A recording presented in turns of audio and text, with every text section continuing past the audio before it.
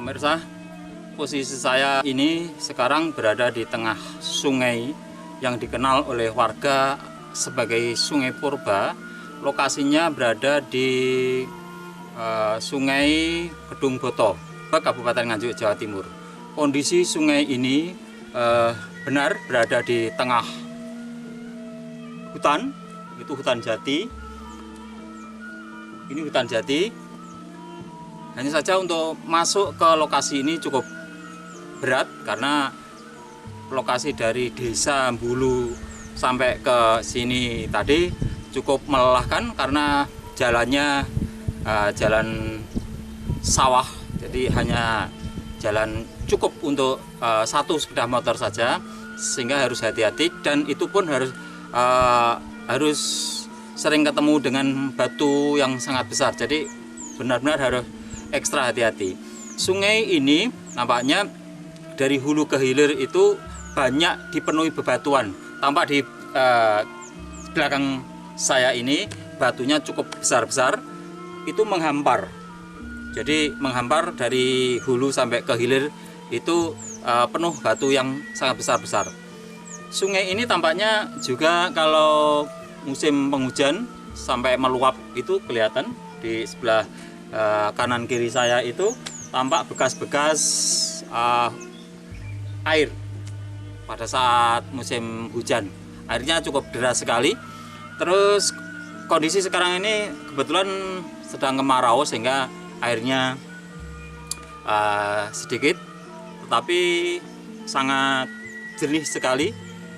Memang kalau sungai itu banyak bebatuan, tampaknya sangat bersih sekali. Hanya tampak kotoran-kotoran itu dari bekas daun-daun kering yang masuk ke sungai. Sungai ini bagian dari anak sungai yang airnya sampai ke sungai-sungai besar yang ada di kota sana, seperti Kaliwidas, dan menyatu dari sungai-sungai kecil yang lain. Oleh warga sini, sungai ini dipercaya sudah ada sejak zaman purba. Oleh masyarakat sini dipercaya seperti itu karena tampak sekali bekas-bekas bebatuannya itu sangat besar-besar, atau entah kenapa warga sini menyebutnya sebagai Sungai Purba. Apa karena memang batunya itu yang besar-besar, atau adanya itu sudah ada sejak zaman dahulu, tapi sebenarnya tidak begitu lebar ya. Ini sekitar 8 meter kalau ya, sekitar 8 meter. Tapi cukup asik di sini untuk refreshing, udaranya sejuk. Meskipun ini panas karena di sini banyak tumbuh pepohonan sangat rindang. Pohonnya juga heterogen, tidak hanya jati. Tapi banyak di sini nampak tanaman sepang. Nah, tanaman sepang yang biasa dipakai untuk minuman yang menyerupai jahe, jadi hangat. Sepang itu kalau untuk minuman bisa untuk menghangatkan tubuh. Dan di bekas pekarangan hutan yang sedang ditebang itu banyak ditanami oleh petani sekitar hutan, yaitu jagung. Tadi tampak juga tanaman jagung, ketela di sana itu tampak sekali ketela. Terus di ujung jalan, di tengah jalan masuk tadi juga banyak tanaman serai, kemudian wijen. Kemudian tadi ada petani yang sedang kami hampiri itu menanam semangka. Nah, di sini nampaknya kerjasama antar petani dengan petani di sekitar hutan sangat baik sekali, sehingga saling ada simbiosis mutualisme antara pihak bertani dengan warga sekitar. Ini untuk menjaga keutuhan dari hutan, kemudian petani sekitar hutan sendiri juga mendapat keuntungan karena bisa mengelola lahan pertanian. Ini asik sekali dan ini indah sekali. Kalau mau berfoto, berselfie di lokasi ini sangat bagus karena pemandangannya sangat indah dan alami sekali. Apalagi kalau mengambil latar belakang bebatuan yang besar-besar itu, saya percaya itu sangat terkesan sekali karena ini jarang ditemui.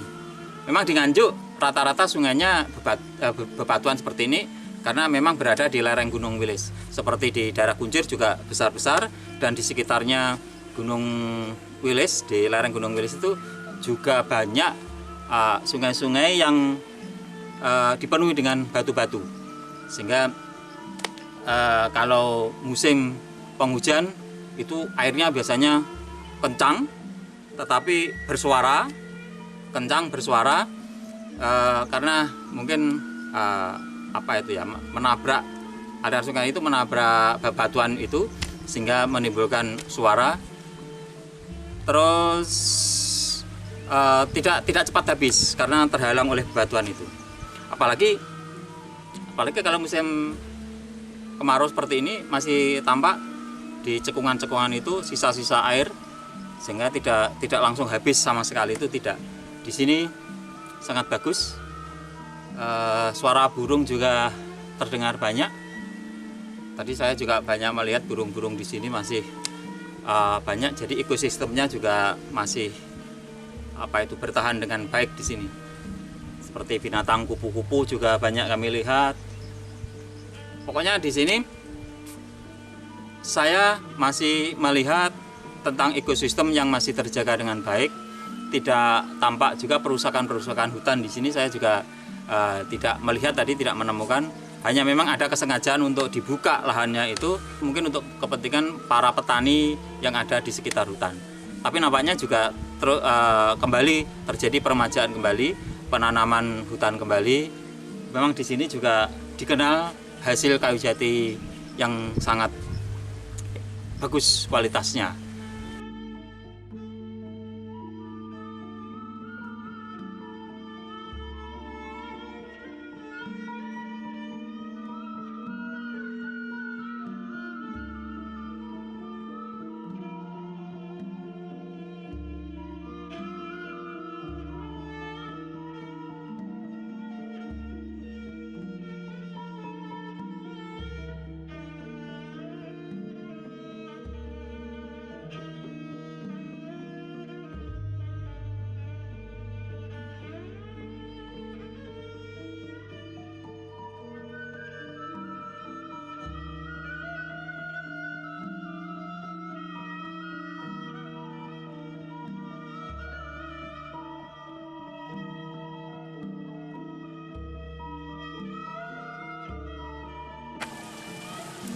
Kita sudah nyampe menyusuri dari atas sampai hingga bawah dan kembali ke sini. Ternyata kita menyusuri Sungai Purba yang di sini secara alami memang bentuknya pun juga seperti ini, mulai bawah sampai atas. Dan wilayah ini wilayah di tengah hutan belantara, dan wilayahnya itu berdekatan dengan desa Hulu yang jelas. Tapi perjalanan kita harus betul-betul sangat-sangat ekstrim, harus melewati jalan setapak, jalan makadam, dan kita harus masuk ke dalam hutan.